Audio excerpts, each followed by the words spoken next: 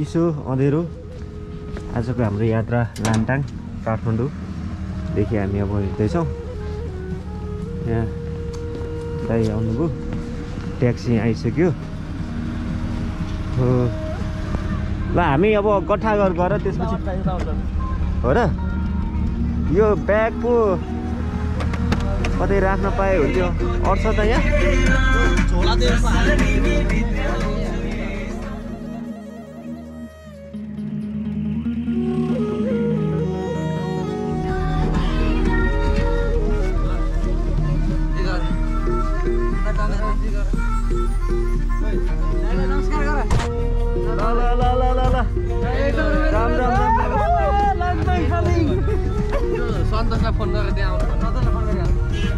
गट्ठाघर जाउँ हामी। गट्ठाघर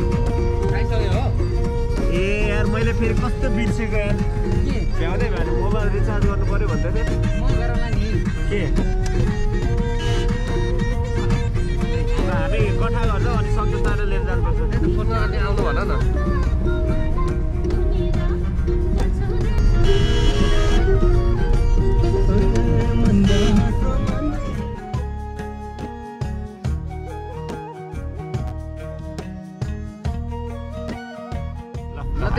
तपाईँ आउनु, हामी आउन लाग्यो। अब बाहिर निक्लिएर गरौँ भन न, थाहा हुँदैन फेरि यार।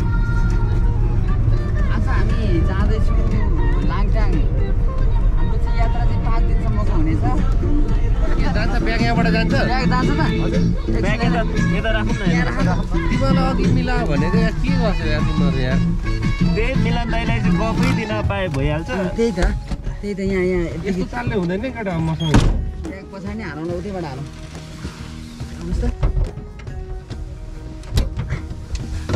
मिलन यस्तै दोष होला त भन्यो। पानी चाहिँ खोइ, पानी त मैले राखेको छु नि त। होइन पानी त ठाउँ ठाउँमा लिने भने कहाँ घरबाट लाने? अरू छ र ब्यागहरू? अर्को पनि छ नि त यता, तर यही होस्। केही फरक पर्दैन नि। ल अब चाहिँ हामी चारैजना जम्मा भयौँ। अब के देउसिरे खेल्न जाने भन्ने कुरो भएको थियो। ऊ चाहिँ नजाँदाखेरि अलिकति खल्लो भयो है। खल्लो भयो। अब आशीर्वादलाई चाहिँ नेक्स्ट चोटि। अनि हाम्रो गाडी चाहिँ कसो हो? गाडी अब अगाडि हुनुहुन्छ उहाँ चाहिँ रुटहरूको इन्फर्मेसन सबै अध्यक्ष आज चाहिँ को हो फेरि? उहाँ मिलन दाइ पहिला। मिलन दाइ नै हो। म मिलन है सन्तोष है। पहिल्यै भेटघाट त भइसक्यो तर याद नभए होला। उज्यालो अब चाहिँ हुँदैछ। बानेश्वर आइपुग्यो हामी। बानेश्वरदेखि हामीलाई कहाँ जाने रे? माछापोखरी होइन? माछापोखरी जाने। अनि माछापोखरीदेखि गाडी चढेर स्याफ्रुबेसीसम्म हुन्छ आजको यात्रा। काठमाडौँमा आज चाहिँ बिहान कुहिरो लागेको छैन। अरू दिन चाहिँ कुहिरो लाग्थ्यो। आज मौसम बबालै होला जस्तो।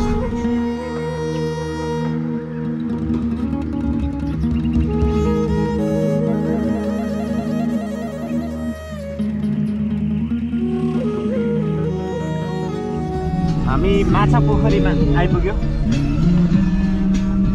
दाइलाई धन्यवाद। पैसा पनि दिनुपर्छ दाइ? पर्छ? पर्छ होला, त्यो पर्छ होला। हामी माछापोखरी खोइ त, माछापोखरी खोइ त यहाँ।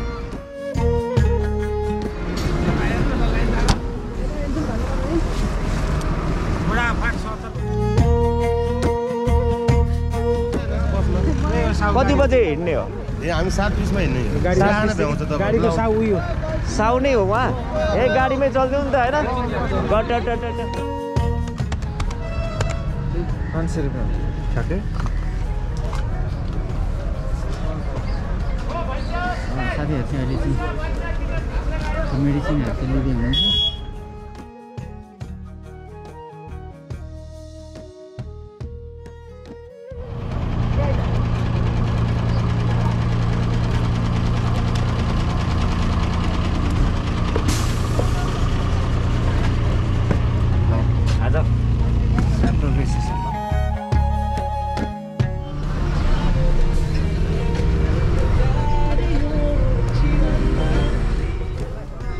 काठमाडौँ भ्यालीदेखि बाहिर निस्क्यौँ।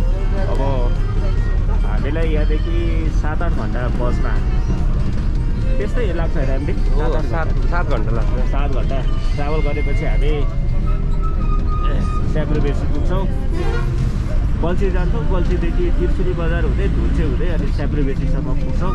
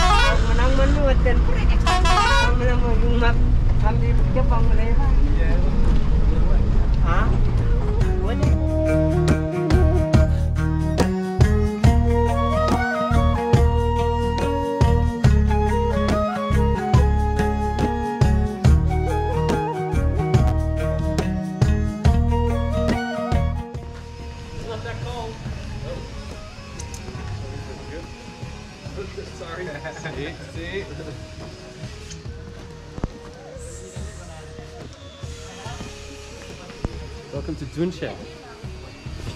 Welcome to Dunche. Dunche.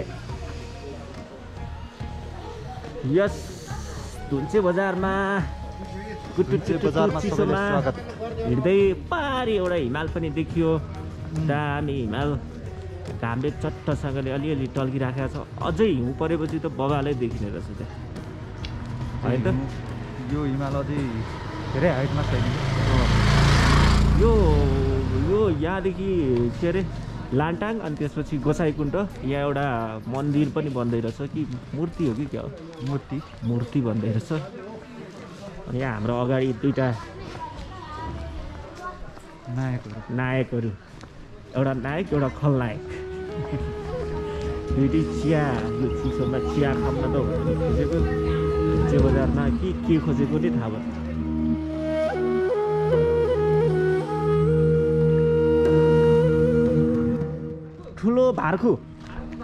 ठुलो भारखुमा चाहिँ एउटा ट्रक बिग्रियो अनि ट्रक बिग्रेपछि हाम्रो गाडी पछाडि पर्यो अनि हामी चाहिँ अगाडि हिँडिरहेछौँ तर त्यतापट्टि जाडो छ यतै बस्ने हो कि के हो हिँड्दै जाने नि अनि हिँड्दै जानु पनि त जाडो हुन्छ नि यस्तो बवाल छ यार कस्तो भिडहरू यार है कडा भिड होइन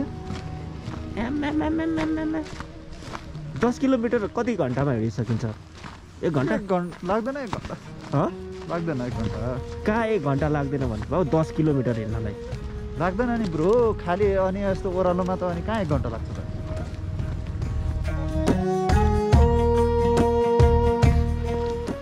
अनि मिलन भाइ किन लखर हिँडेर तपाईँ अहिले चाहिँ हाम्रो चाहिँ त्यहाँ हाम्रो ठ्याक्कै अगाडि चाहिँ एउटा गाडी बिग्रिया रहेछ गाडी बिग्रिया भएर चाहिँ एकैछिन टाइम लाग्ला जस्तो छ त्यो पर्दैन त्यो भइसक्यो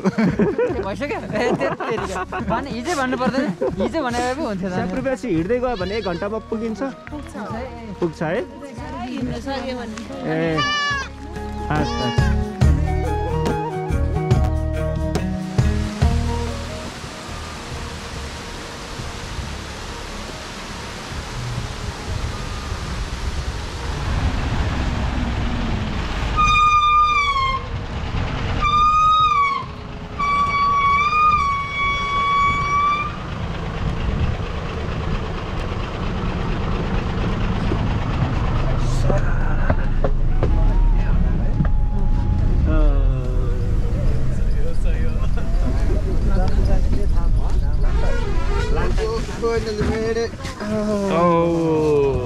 स्याफ्रुबेसी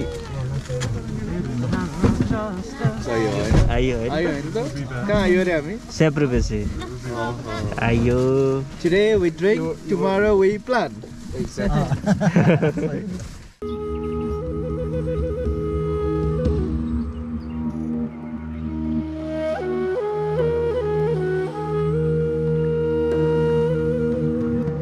स्याफ्रुबेसी बजारमा हिँड्दैछौँ लखर लखर लखर लखर अहिले चाहिँ अनि यस्तै छ यहाँ सबै हिँडेर नै भात खानको लागि उता बम्बु भन्ने ठाउँमा पुग्न सकिन्छ है लन्च गरेमा पढाइ त कडा रहेछ यार कस्तो राम्रो मान्छे भन्दा ठुलो बम्बु भन्ने ठाउँमा पुग्न सक्छ लन्च पेन्सिल पनि कत्रो ठुलो